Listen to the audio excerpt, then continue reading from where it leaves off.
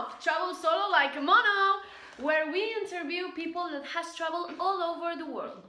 Today we have here with us Mrs. Helena. So tell us, Helena, why you decided to travel alone?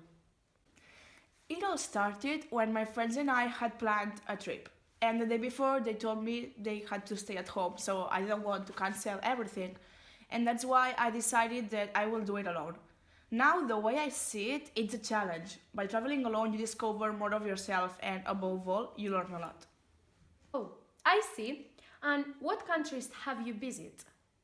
Well, in total, I have visited 29 countries. Some of them are India, Argentina, Mexico, Brazil, the Philippines, Israel. In general, I have been in all the continents. That sounds like a long trip. Indeed. How long did it take? It took 10 months. A little bit.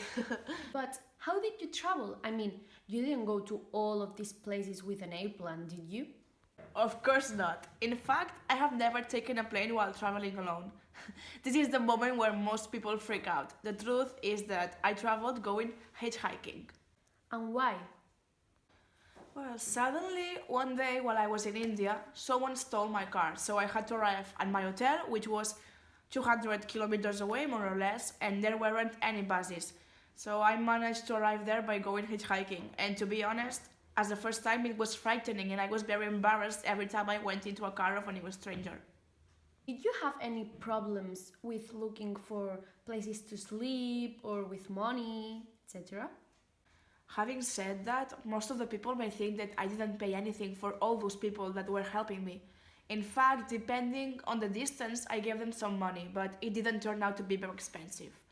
Regarding accommodation, I always look for the cheapest ones in order to save money for food.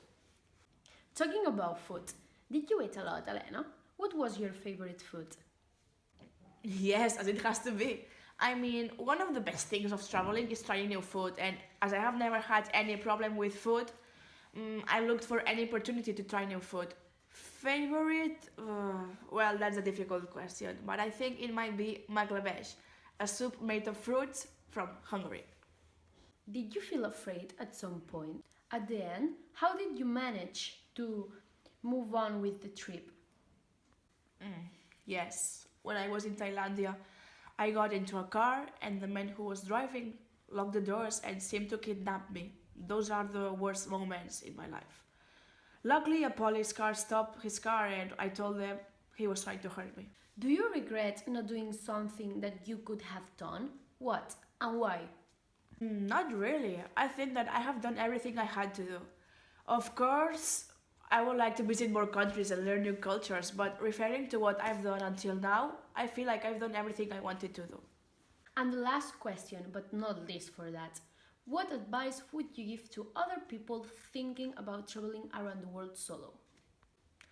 I think that the most important thing to have in mind is this one. Don't be afraid of your own company, and of course, you can always try to make new friends. Oh, and do something you normally wouldn't do with others. Remember that if you travel alone, you don't depend on anyone. Well, our time is over for today. Oh, it's a shame. I was having a lot of fun with you. Me too. Well, thank you very much for being here with us. Bye.